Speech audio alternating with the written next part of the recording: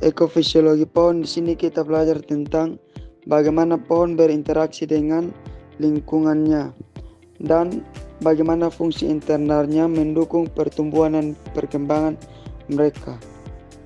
Dengan mempelajari ekofisiologi pohon, kita dapat memperoleh pemahaman yang lebih mendalam tentang peran pohon dalam ekosistem dan bagaimana kita dapat mengelola sumber daya hutan dengan lebih berkelanjutan. Yang berikut adalah definisi dan ruang lingkup ekofisiologi pohon. Definisi ekofisiologi pohon seperti yang tadi sudah dijelaskan, bahwa bagaimana pohon itu beradaptasi terhadap lingkungannya dan bagaimana fungsi fisiologinya mempengaruhi pertumbuhan, perkembangan, dan kelangsungan hidup pohon itu sendiri. Yang berikut adalah ruang lingkup.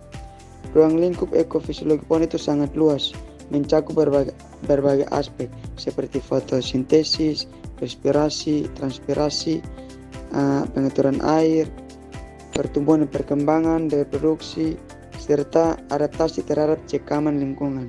Ekofisiologi pohon sangat penting untuk pengelolaan hutan, konservasi, dan restorasi hutan.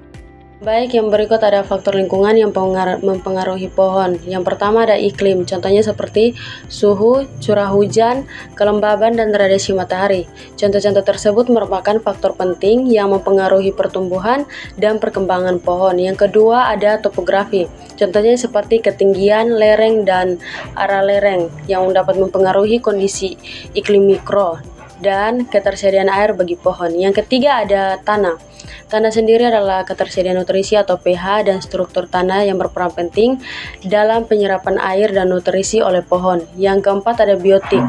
Biotik sendiri adalah interaksi dengan organisme lain seperti serangga, patogen, dan tumbuhan lain yang dapat mempengaruhi kesehatan dan pertumbuhan pohon.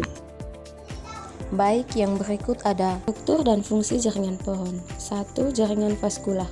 Xilem dan flum berperan dalam transportasi air, mineral, dan zat makanan. Yang kedua, jaringan dasar. Parenkim merupakan jaringan dasar yang berfungsi sebagai tempat penyimpanan cadangan makanan dan air. Yang ketiga, jaringan pelindung. Kulit luar atau epidermis dan kulit dalam atau korteks melindungi pohon dari kerusakan mekanis dan patogen. Yang keempat, jaringan meristematik. Kambium memungkinkan pertumbuhan sekunder pohon, menambah diameter batang dan cabang. Yang kelima, struktur dan fungsi jaringan. Jaringan-jaringan ini bekerja sama untuk mendukung pertumbuhan, perkembangan, dan kelangsungan hidup pohon. Yang berikutnya adalah fotosintesis dan respirasi pada pohon. 1. Fotosintesis. Pohon menggunakan cahaya matahari, air, dan karbon dioksida untuk menghasilkan glukosa sebagai sumber energi dan oksigen sebagai produk sampingan. 2. Respirasi. Pohon mencegah glukosa dengan oksigen untuk menghasilkan energi, air, dan karbon dioksida. Proses ini terjadi di mitokondria sel. Yang berikut transpirasi dan pengaturan air pada pohon. 1. Penyerapan air. Pohon menyerap air dari tanah melalui rambut akar. 2. Transpirasi.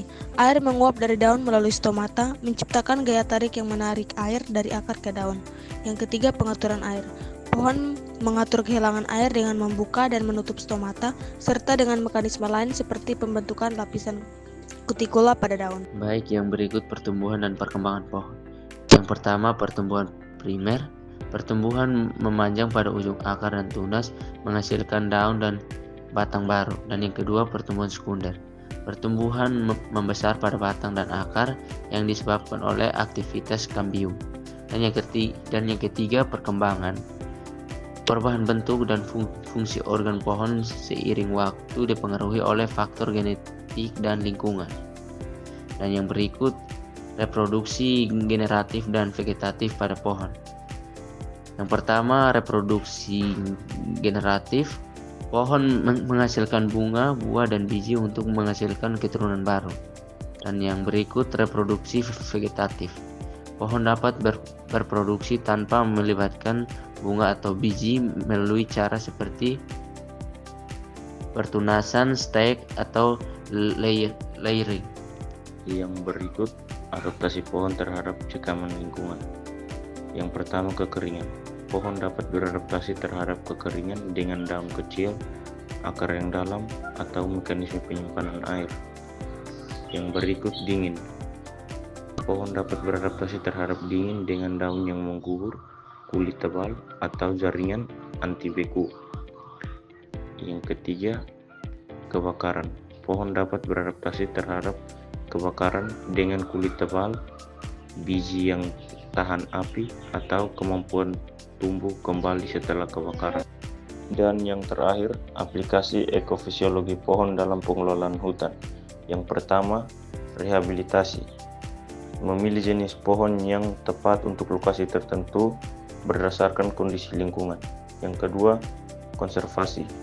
Memahami kebutuhan pohon untuk membantu upaya konservasi hutan. Dan yang terakhir, produksi. Meningkatkan hasil panen hutan melalui pemahaman tentang faktor-faktor yang mempengaruhi pertumbuhan pohon.